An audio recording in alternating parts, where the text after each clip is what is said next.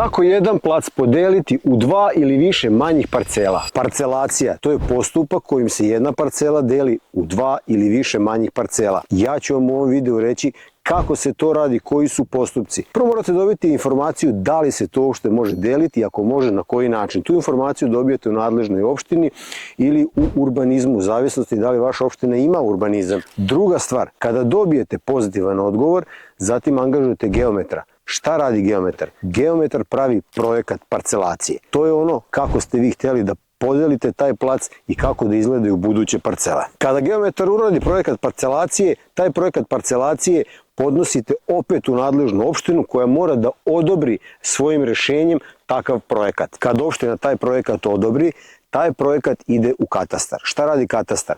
Katastar formira novo dobijene parcele i njima dodeljuje brojeve. Ali sad vrlo važna stvar.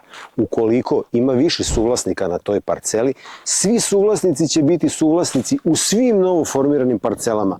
Ako bi hteli da podelite koja je čija, mora da napravite deobni ugovor.